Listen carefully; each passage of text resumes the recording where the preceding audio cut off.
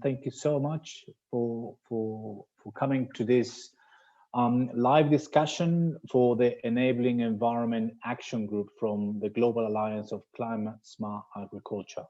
For those that are not familiar with the Alliance, I'd just like to give you probably a brief intro.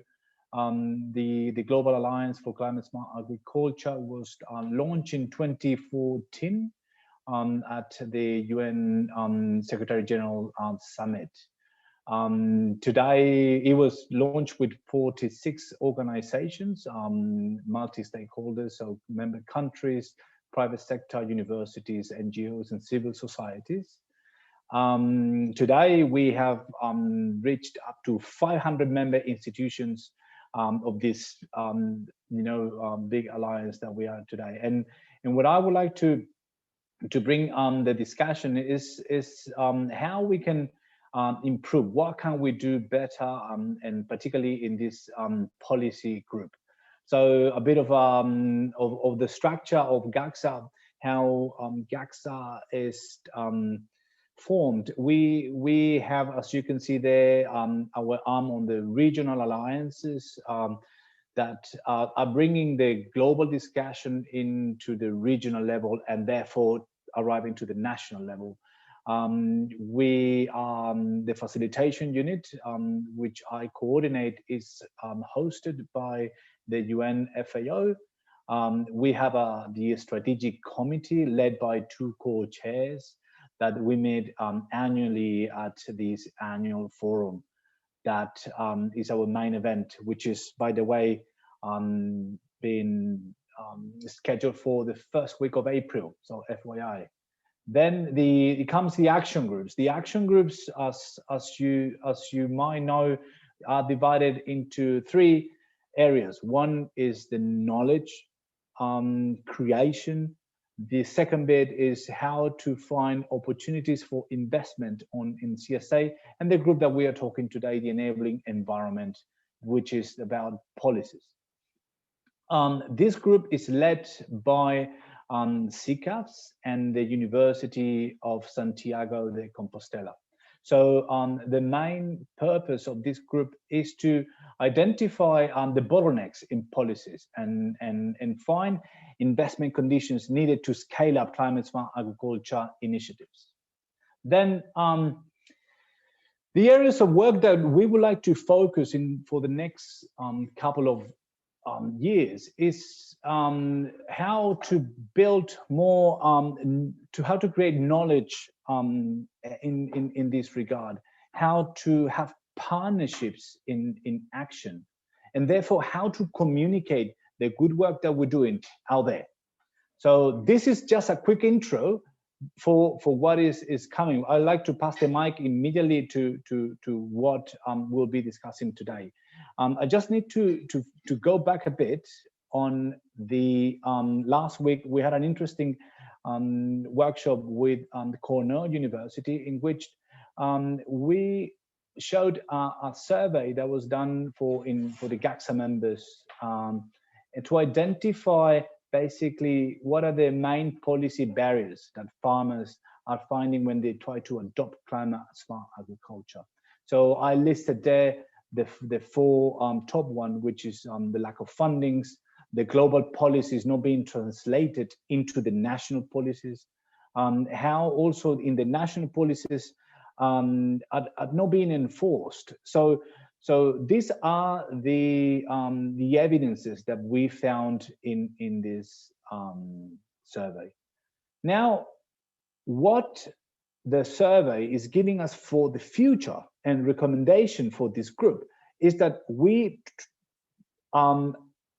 get the priorities for this group to work in probably talking to our member countries. We have more than 96 member countries being part of GACSA, and what is identified as a priority to initiate discussions with this government and see what the CSA agenda is. Then we should, in this group, develop probably CSA case studies to help countries to implement their national determined contributions. And as a third priority also, it was identified that we should increase access to climate and weather services. And as a cross-cutting issue, engage with youth. So look, that was just a quick intro that I wanted to put and open the mic now to you. So I just put in the chat now the three discussion questions that I'd like to open the floor and get you guys to brainstorm on how a policy group, a successful policy group will look like. You know, what are the things that we should be doing to, you know, get more bangs for our bucks? And then how can we really make an impact with this group to then prioritize some actions for the next following years? So I would like that we don't focus on a shopping list, you know, things like, we should try to focus on actions that can make the difference. Okay, so by saying that, I will have we have the core leaders of these action groups here, Rosa and Vive, that they will be taking notes on these discussions. But ideally, is that we open the floor so for people to say, you know, and bring their point of view. So if you can raise your hands on the chat, and I will just be passing the mic, but I'm just facilitating these discussions. Okay, over to you. I've got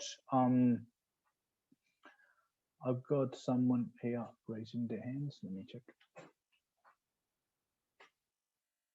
Okay, we've got Lucas Dupre from the Kingdom of the Netherlands, who is joining today. I think he wanted to say a couple of things. I don't know, Lucas, if you are online. Hello. Hi, Simon. Thank you. Yeah. Can you hear me? Yeah. Yes, all good, mate. Thanks for connecting.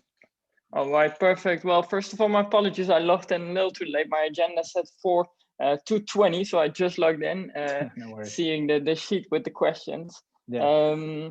But yeah, let me briefly name two things which we already thought about before. Well, first of all, for the other ones who are also in this call, my name is Lucas Dupre, and I work for the Ministry of Agriculture, Nature and Food Quality in the Netherlands. And we are highly supporting the work GACSA is doing, and the work also of the action groups. So first, to start with that, how does a successful enabling environment action group look like? Well, I think that question, what 2 points I would like to mention at this moment is first of all, I think it's interesting also to see how can we connect things with youth involvement. We see that in different aspects, also if we look to global climate negotiations, that the voice of the youth is an important one, and is also getting more important, and they're also keeping us awake and showing us the importance to move from talk to action, to walk the talk. So I think that's perhaps a role GACSA can also play an important role. And second of all, I think it is also valuable. I believe in this call there are also different governments present, representatives of different governments of member states. And I think it is also interesting to discuss amongst each other what do we see in terms of climate smart agriculture policies on a national level, but also more on a local level, and how different governments address them, and what can we learn from each other. I think these are 2 points maybe to start with. I'm curious also to hear what others bring in. Thank you, Simon. Over to you. Thanks, mate. Thank you very much. I think those are important points to take into consideration for Vive and Rosa to really write those down. I see Ademola Brimo from the World Bank also connected. Ademola coordinates the work of the bank in climate smart agriculture. We'd love to hear your thoughts, Ademola, if you are available. Yeah, thanks very much, Simon. Let me allow the colleagues to move on with the discussion first. Yeah. Then at some point, I will come in, I assure you, if you don't mind. Okay, Thanks. no worries. So is there anyone that'd like to take the floor? This is a live discussion, so please feel free. Diego Osorio is Yes, hi, thank you. And just because I need to share this with the group and then I have to leave, I had a concurrent meeting. But one important thing is to highlight the fact that there are many actors working on the triangular interface, land, water, food systems, climate change, and security. And if you check the website, I will put it on the chat shortly. It's one of the things that CGR is doing, which CCAF is the key enabler. And I will invite you to consider this whole interface. It's not new, it's not novel, but the way it's being addressed is perhaps a little bit of an innovation in the sense that it's not just climate change and climate smart agriculture, but it's also the connection with conflict and with security actors and with the security dimension. The issue is picking up a lot of traction. For instance, in ATP 5, track 5 for the UN Food Summit, there is now a dedicated group dealing with this issue of conflict, and there will be recommendations specifically looking at how to embed this into the general flow of discussions, how to integrate it with some of the initiatives, the research. And so I would say that when the process comes to explore what bottlenecks are, I would say this is an area that deserves attention, and we will be more than happy to collaborate and contribute to that.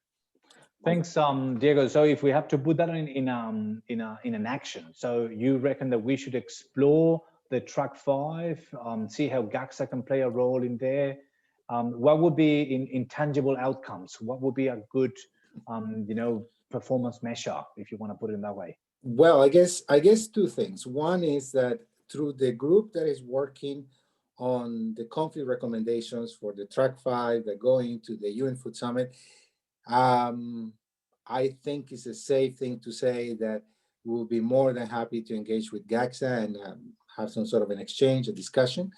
The other track is the entire framework of dialogues that has been proposed and is being implemented, national dialogues and sectorial dialogues. And within that, being a big fan of GACSA, I always say that you guys have this amazing interface of civil society engagement, as is an open space for interaction with different sectors. And so mobilizing this interface for social dialogue on this particular topic makes sense to me quite a lot. Great. Thank you so much, Diego. Thank you very much. Is there any other any other person like to say something about this? Don't know, in terms of Antonio, do you work in the part of investments? How do you think that we could do more there? As you see, the financial bottleneck that also it's always pointed, particularly Cornell University pointed at the lack of funding. Antonio, what do you think about this? You're muted. Hi, Simon. Good afternoon. Hi to everybody. It's the first time that I'm involved in this meeting, so I don't know which were probably the previous discussions. I come from the private innovation sector, from an organization that is based in the UK, Policy Impact Partners, and my contribution will be more in the direction of financial consultant, looking to the, let's say, programs, especially coming from the European Union, to be implementing projects and coordinating actions for, to say, reply to one of your bullet points that was mentioned in the questionnaires, that is the lack of funding. This is really, let's say, a need to try to map the different funding and to harmonize and put in the kind of synergies and in the same frameworks. So you reckon that an action would be mapping mapping what is out there and share that with the GACSA members. For the time being, yes. I think that from my experience, this is clear that funding programs are very much fragmented, and there is a huge effort of be able to implement and to map and to play in time the role that development organizations and university and third sector organization they would like to do. Probably this is one of the issues to be analyzed, how to be able to follow in time and to even be informed before the publication of the major programs in the time when you have time for preparing your position. Thank you. Great. Thank you so much. I see a hand up from Hamsing. Over to you. You're muted. You have to unmute yourself. Okay, thank you very much. I'm Hamsing Harinath from Mauritius, but working for a network of NGOs of the small island developing states, what we call SIDS. Right, for us from the small island states, well, we have never heard of CSAs, I mean climate smart agriculture, officially from the government side. And it's only the NGOs who are talking about it. And we are trying to put into practice what we learned from you guys and from friendly organizations. Right, for us, our problem, if you want to have an impact in the small islands where information is not flowing very well, we believe that we need maybe some exchange programs, right, where we can send and or receive experts from abroad or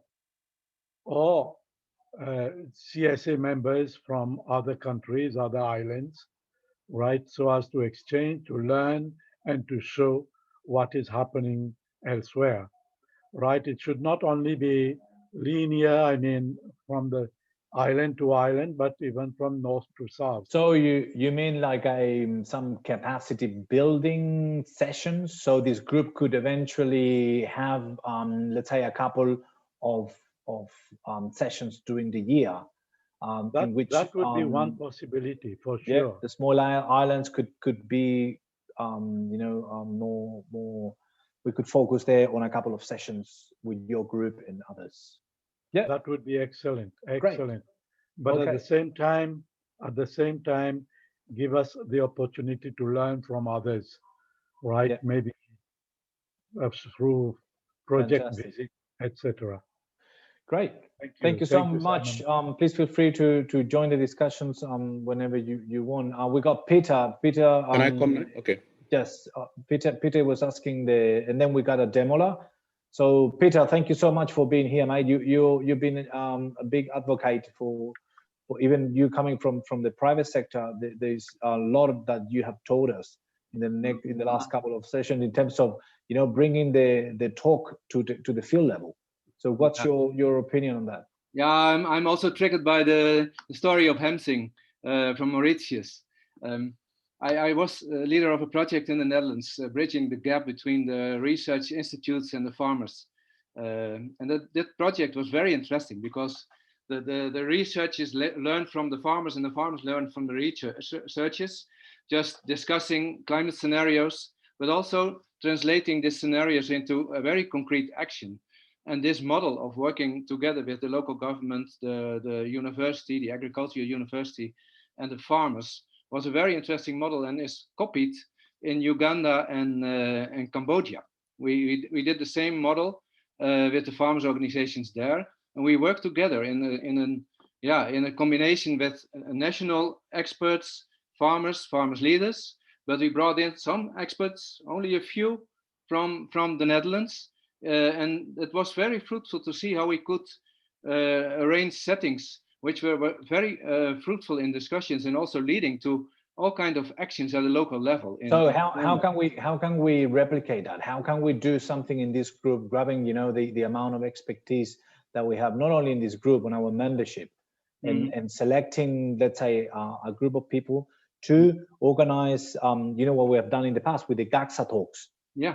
Bringing this sort of discussion. What do you think it's an action, something that's concrete that this group could do? It would help a lot if we could enable researchers, but also farmer leaders, for instance, to go to abroad and to exchange experiences, because we have experiences all over the world. So we don't have to learn new experiences or to innovate that much. If we start with exchange of current experiences, good experiences, would help a lot. So creating an environment where we could support this kind of exchange mechanisms would help Hemsing in Mauritius, but also would help people in Africa and Latin America. Right. Well done, mate. Thank you so much. We've got Ademola and then Sigfrido Romeo next. So Ademola, over to you, mate. Okay. Yeah, thanks very much. Let me approach the issue from this angle. Okay, let me put in my so that you put face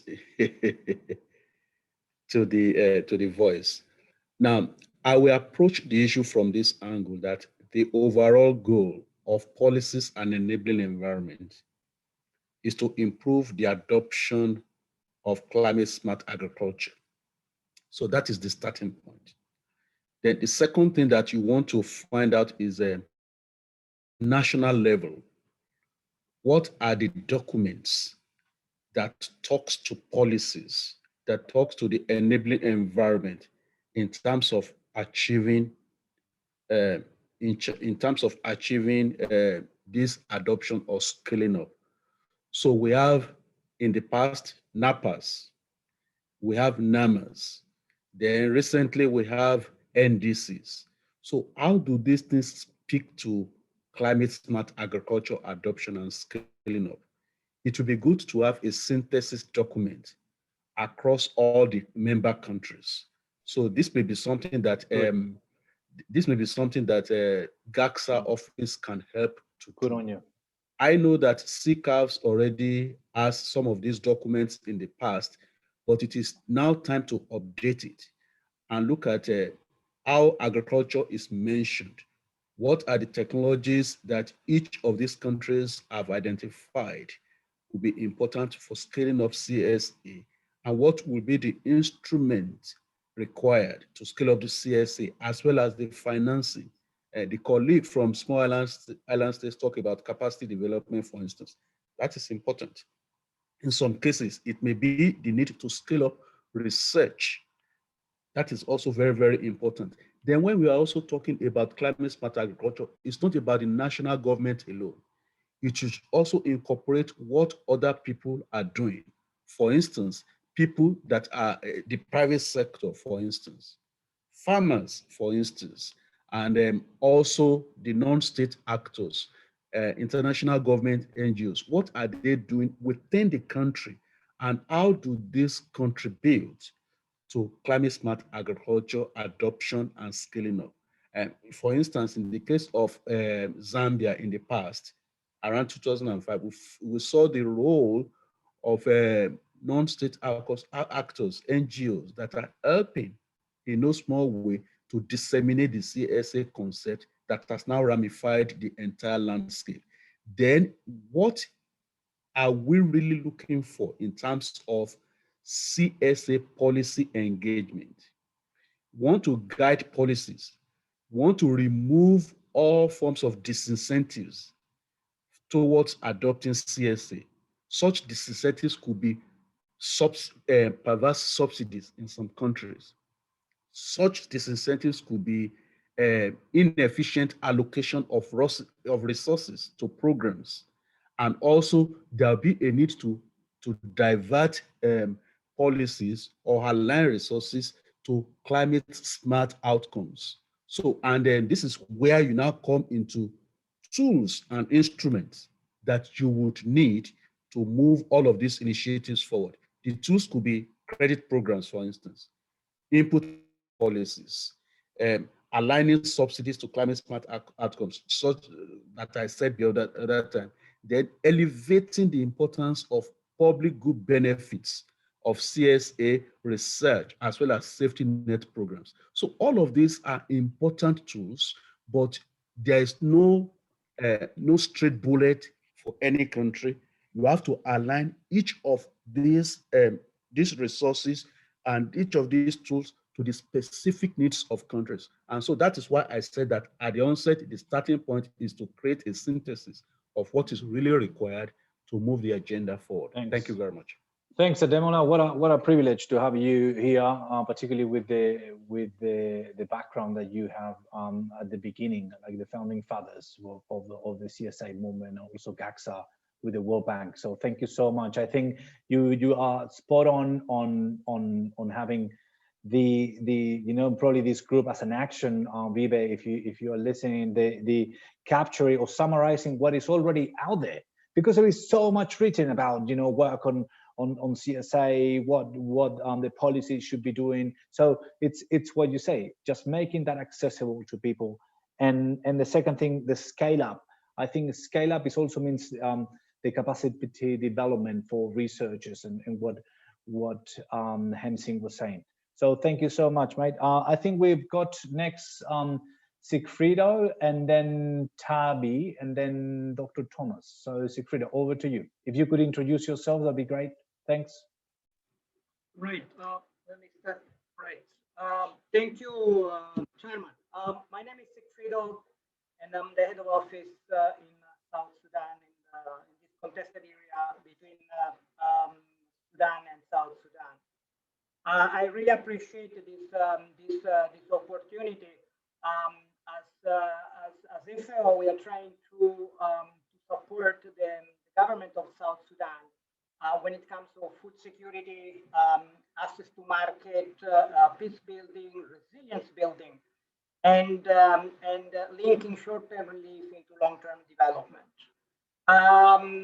Right now, where we work with the government authorities, the concept of climate smart agriculture is not even understood and known. So what we are doing at Food Security and Livelihood Cluster is trying to channel this new concept, not just for the government authorities, but also with the members we work with. It's not easy at all, because I have several stakeholders with not specifically having a background on agriculture or natural resources management, and B, there is no actual strategy for the government when it comes over the basic agriculture. So here is simply, okay, we provide the seeds, we have the farming season, we have a second farming season, and that's it. And that capacity is not reflected into proper technical assistance in terms of services, and the farmers cannot access to this eventually to this information. Sigfrido, so you reckon that the Sudanese government will basically listen to other member countries of FAO talking about their climate smart policies? How do you think that's as an action, what this group can do to, for example, help you in this case? Absolutely, Sharma. So the strategy I'm putting forward along with my colleagues in the cluster is number one, to understand what are the binding constraints. And one of the binding constraints I found so far is the lack of understanding, the lack of capacity, the lack of even having a strategy. And on the other side, I need to make sure the farmers can appreciate this way forward strategy. And no matter what the strategy is, there must be an exit strategy. And for us at FAO, as we are working on resilience building, that exit strategy means market access. So climate smart agriculture is a component to bring my farmers, the stakeholders we work with, in having access to markets. Thanks. When I talk about market, I mean livestock, which is terribly important here, and agriculture. Thank you, Sherman. I'm happy to take any question. Yeah, fantastic. Thank you so much, mate. So that's good. Yeah, I think you got your spot on, mate. There is the need to to get member country talking to member countries. I think that sometimes that's the only way that they could listen. Tabi, you are there. Then I've got Dr. Thomas and then Federica Matteoli from FAO. Over, Tabi.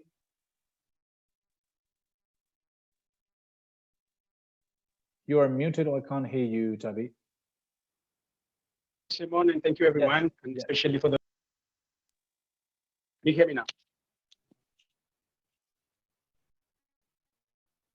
Yes, mate. Can you hear me? Yes, yes, we can hear you.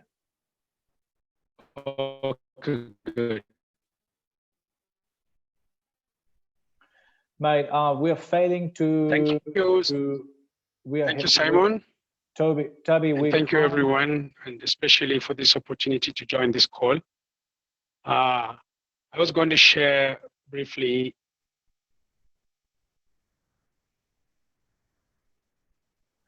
Tabi, I think we're failing to get your connection. I will pass to Dr. Hello, Thomas. can you hear me now?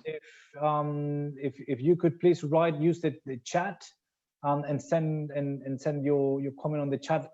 I think or we will reconnect in 5 minutes. Dr. Thomas, could you? Do you hear me? Yes. Do you hear me, Simon?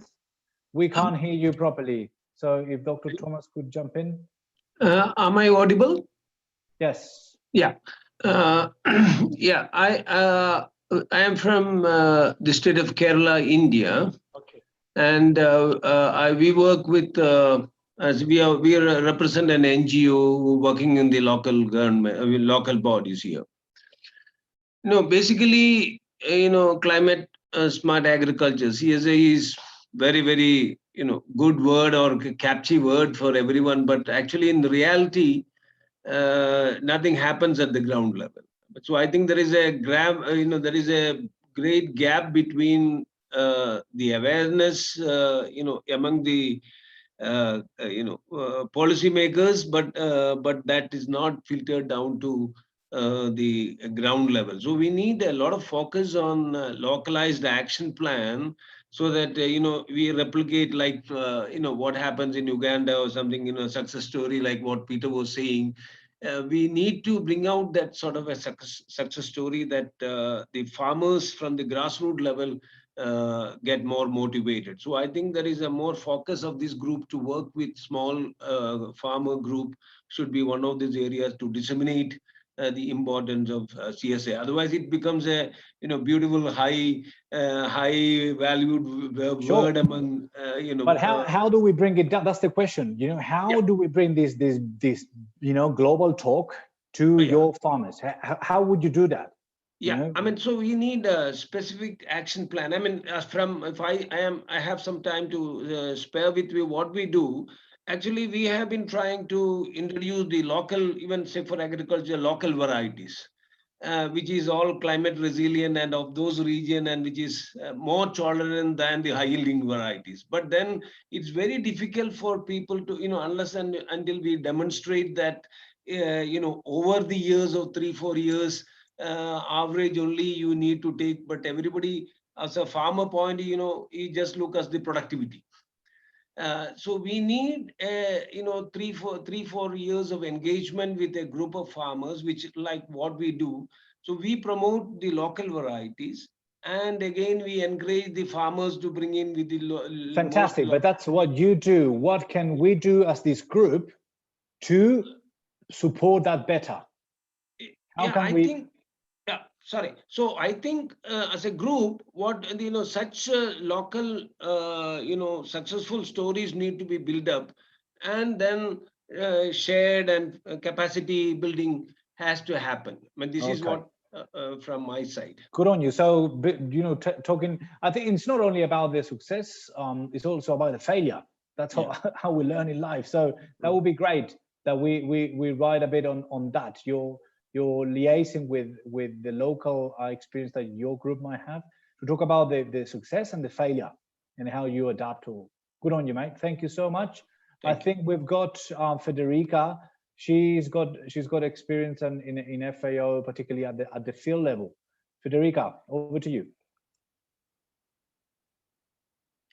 Thank you, Simon, and thank you to everybody. I think we need to consider one more points when we talk about climate smart agriculture. The first one is what the CSA, why the CSA was created, and the role that GACSA had on this creation. Because the climate smart agriculture was created at the international level to have an impact in the conferences. And GACSA made a very good example to interlink different stakeholders, institutions, organizations, so on. At that point, as many of you have already said, we needed to make another step, because now we are talking about CSA in a different point of view. But now we need to collect all of these examples, all of these experience, and to create and to make a new step. The new step means having impact at the field level. And to have impact at the field level, we need to make projects, but not small projects to work, for example, just on CSA practices with small universities at the field level, or only with government. We need to make an holistic project, because we need to take in consideration a different level, different point of view. The first one is technology. We made a lot of examples of CSA practices, or let me say practices that can be considered CSA. So we need to increase the knowledge at the field level for farmers and for NGOs and for center of research, making all together to identify what are the situation at the field level, and to create and share knowledge on practices that can consider CSA. Great. The second level is a political level. In many cases, Sigfrido said that, but also our friends from the World Bank. At the political level, we don't need to reinvent anything. In many cases, there are already strategies for climate change or strategies for agriculture. We need to link them and to make the ministry all together to talk about how to increase, to achieve SDGs and Agenda 2030. So what is the role of GACSA on that? The role of GACSA on that is to support all the institutions and organizations that would like to raise these projects, making together the GACSA members, all the stakeholders to achieve goals. This is a good point, Federica. As you guys know, this is a group. So, you know, we need you guys. It's not that we just finished this meeting and then, that was a good, you know, Friday afternoon chat. I think we have to do the work. When we say, let's capture the case studies of CSA, bloody hell, we need help. So Hemsing, give us, Sigrido, mate, Dr. Thomas, we need people and identify champions in this group to get on with it and say, okay, we need to talk to member countries. We can help you with that.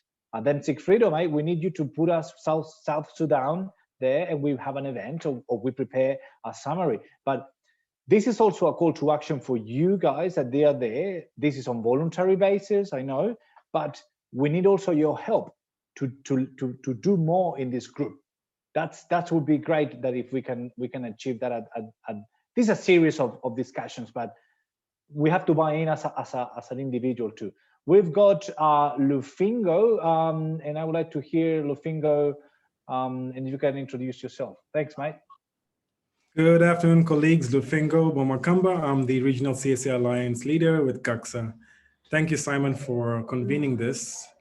I wanted to write on what Ademola had raised, and thank you, Federica, for your comments. I mean, I think you were spot on.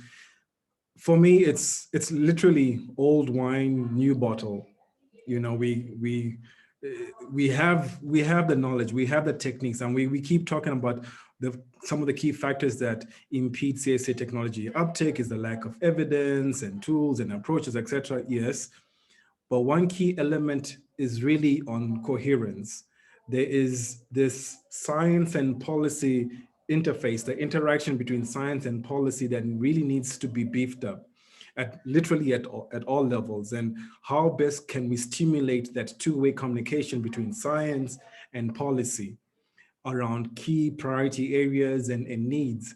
And I think that is a niche for GACSA to come in play to facilitate this two-way communication, two-way traffic between science and policy. And for the enabling environment, I think that's a strategic niche for the group to take this forward in facilitating that two-way traffic. Thank you very much. Thank you very much, Lufingo. As you heard, Lufingo is the regional alliances leader. So for those that need to connect with GACSA and what GACSA is doing at the regional level, get in touch with Lufingo. Please, Lufingo, you can probably put your email in the chat, would be good. Then Tabby, I want to see whether we make it again, mate. How is your internet going? Hello, Tabby. Okay, I think we're failing to talk to Tabby. I'd like to pass now, guys, if it's possible, because we have to wrap up. We have 8. Well, we would probably go past 3 because we started a bit late. Yes, Simon, let me just chip in. Yes. How are you going? Yeah, good. Yes, I thank you very much, Tabby.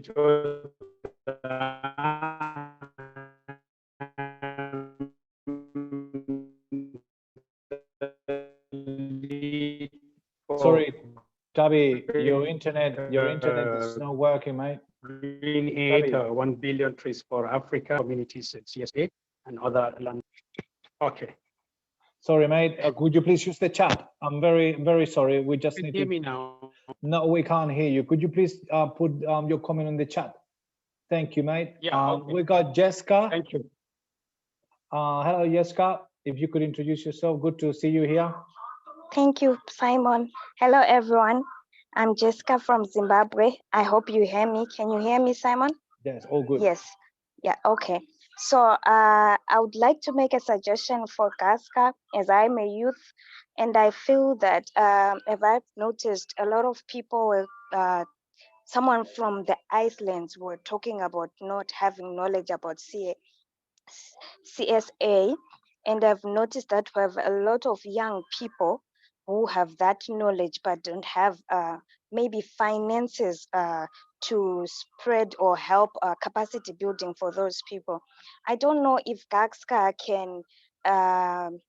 can help those people in such a way that they can link maybe youth, since there is a high level of unemployment for the youth, and they can link students, or let's say they can put them as student interns, which can they facilitate to help them bridge with organizations such that they can impact everyone with the knowledge, teach them, especially in small groups, maybe from countries, identify youth from certain countries which doesn't have that knowledge for CAS, and if possible, if they can arrange funds, I don't know how to send, unfortunately with the COVID-19, but to send those people in groups such as interns to provide with the knowledge and teach them. I think you got a good point, Jessica. Everybody's talking about youth nowadays, and if they just want to take their event and have a young person there, sometimes we should be more fruitful in the way how we engage. So I agree with you. Let's probably work in this team to create some internship sort of program or something that actually, when you are young, you want to find a job, you want to make an impact. So these are things that we, this group might probably work on. So thank you so much. Regarding the initiatives to support financially. Those are other things that we can. GACSA, in the framework document that we have, we are not a funding institution. So imagine with 500 members, why do I have? It's hard to give money to members, you know, because if I give to you, why I'm not giving to the others? So, Yes, but what we can do is to work with our members to organize programs to help youth. That's the other thing that Peter, you were mentioning in the chat. Next, in February, we will have the same discussions with the Investment Action Group, which is led by CSIRO and led by the World Business Council for Sustainable Development. So we will be talking more about the investment sort of part that you were mentioning in the chat. Okay, so thank you, sir, very much. Jessica, for connecting. I think I've got again Dr. Thomas, or you left your hands up? I think you probably left your, Antonio, you wanted to say something? Sorry, I left my hands up. Yeah, we realize. If you can put them down, Jessica, Thomas, and Tabby, if you can use the chat, mate, we are failing to hear you, unfortunately. Antonio, what were you saying? Yeah, yeah, thank you. I take him back what Dr. Thomas was saying, and also what Federica has underlined.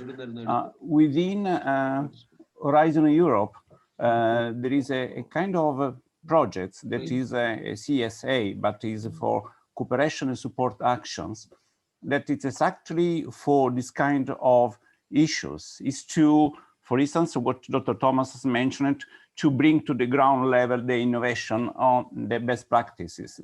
Those are actions that are reimbursed 100%. This means that the partner involved, that they do not have to have any, let's say, problem in terms of contributing, and could be quite interesting in terms of budget. So you reckon that, Antonio, I just want to put it on a specific and the action. So what would be, for example, number of written proposals that the GACSA members should be having in Horizon 2020? Something like that. Yeah. What would be something that this group could promote? What is it? We could. I'm available to work with other members to start thinking and then writing to an action with the objective to present a CSA to the European Commission in Horizon Europe for the discussion that we have been.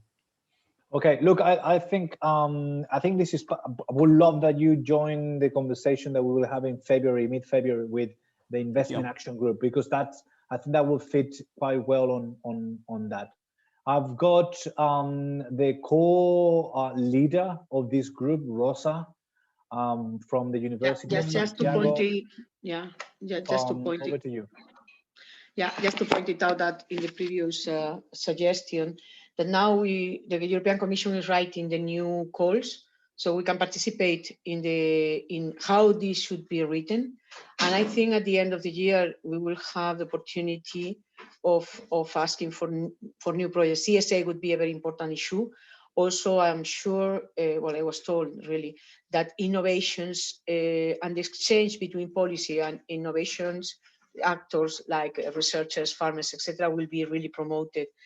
And these, there we will have funds for associate countries that are receiving money from the European Commission just to work with European researchers at a global level. So yeah, I mean, this is something that can be done. Thank you. Fantastic. Thank you so much. I fully agree with Rosa. Thank you. Yeah, no, I agree. Look, Sigfrido, you were saying that we should probably keep on this group talking on platforms like WhatsApp. Look, we just open. We're going to open next week a platform that is called Workplace. It's a platform that we have organized. Yana is in the team is organizing this platform in which we can have these discussions. We obviously try to avoid unnecessary, try to, take it easy. We don't want to be just writing, businesses, pushing for businesses. Ideally, this work is a way of working. But Sigfrido, that will come up into your email pretty soon. Now, we'd love to probably have a look to how Wibe is going with his presentation. I don't know, Wiebe, would you like to probably share your screen and we can all have a look to what you're doing? Yes, Simon, can you hear me? Yeah, sure. Great, great. So first of all, let me try to share my screen. Yeah. Let's see if Jana can probably accept that. Yeah, good on you. I hope this works. Can everyone see my screen right now? Yes, you can probably open it up. Yeah, okay. So first of all, I'd really like to thank all the participants of this session. There was a lot of input that I could try and translate into the next steps that we want to take as an action group.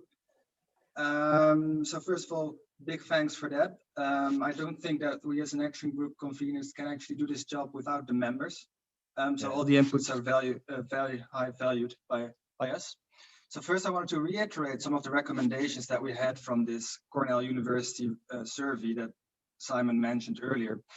And around these lines, I've tried to capture the actions that have been mentioned during the past discussion.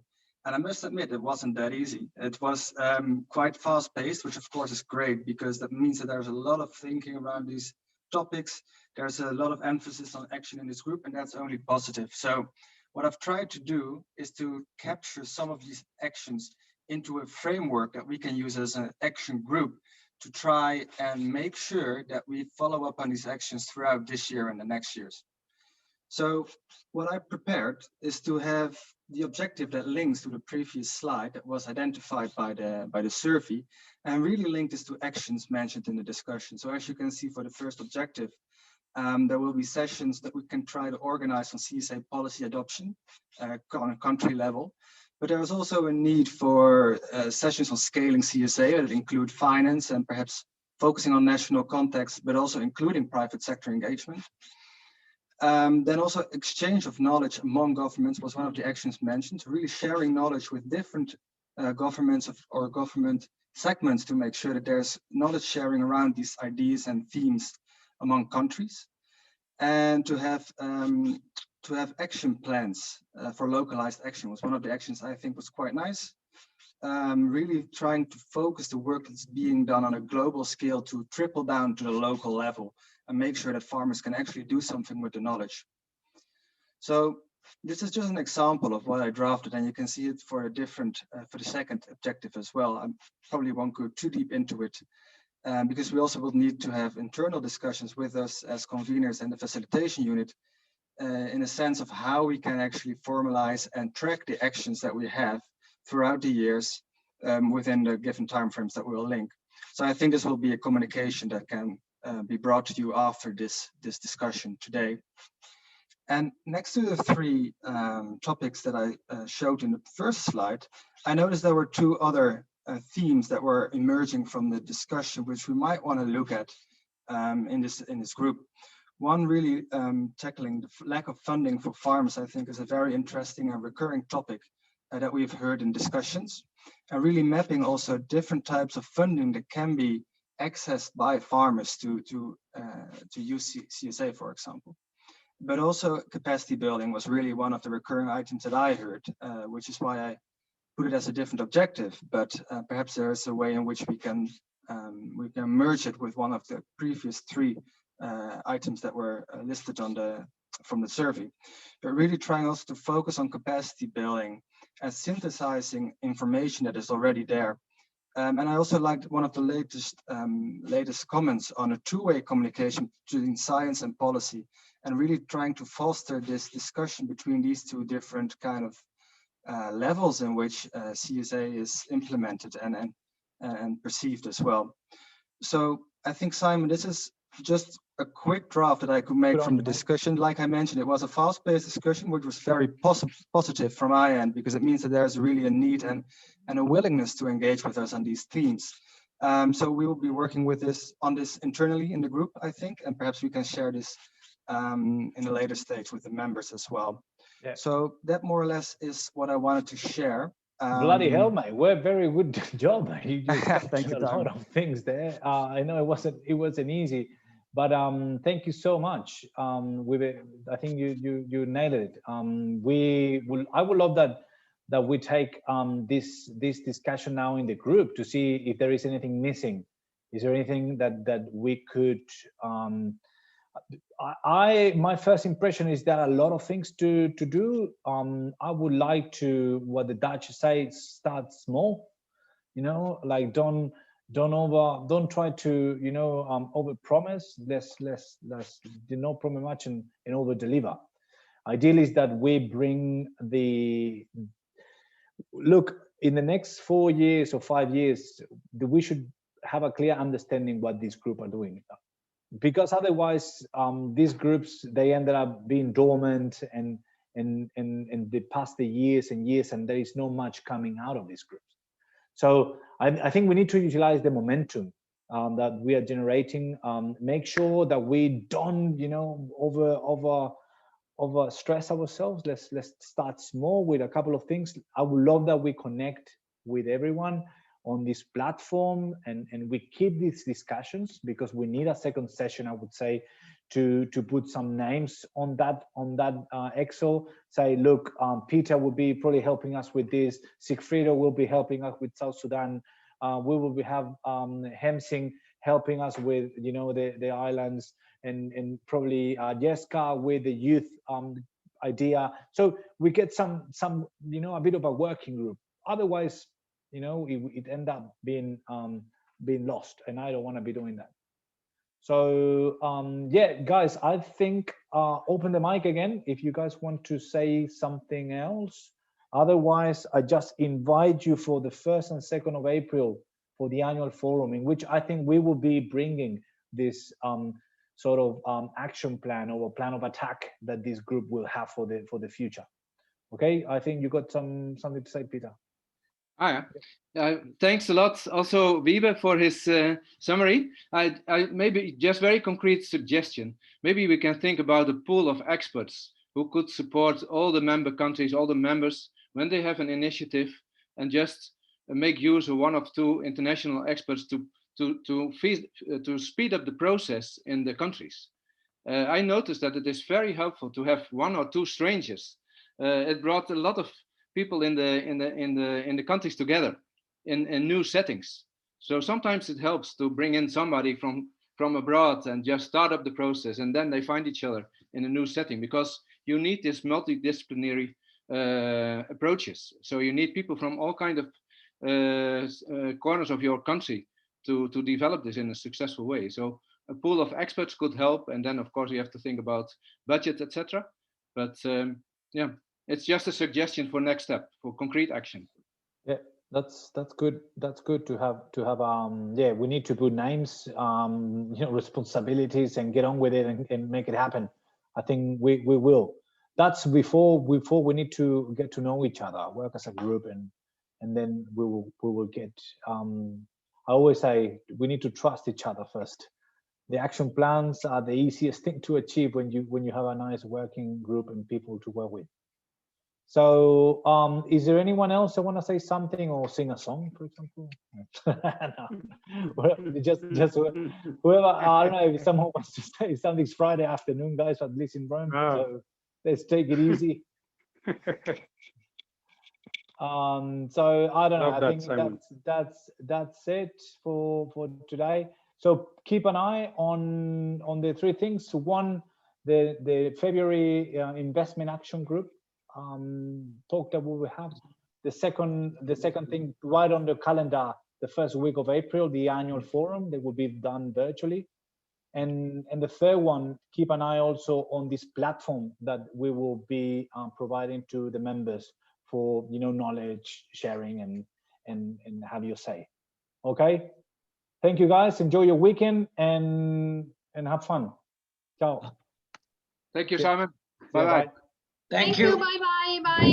Bye. Thank you, everyone. Thank you. Thank you. Thank you, everyone. Thank you, Sigfrido. Bye, everyone. Bye, everyone. Bye. I hope you hear my thank you. Yes, thank you. Bloody hell, mate. That was very difficult. Thank you, Simon. Yeah, everyone, no, have a wonderful so weekend. We wait for emails and updates. Yes. Yeah, we couldn't hear you, man. I'm sorry. Yeah, that's fine. But I'll be here to deliver the local communities engagements for sure. Fantastic. We need local champions, man. Otherwise, it's just talks. Yeah, good on you. Thanks, mate. Have a good one. See you guys. Thank you, Antonio. Thank you, Secreto. Thank Thank you, to guys. you. Thank you, Bye. Rosa.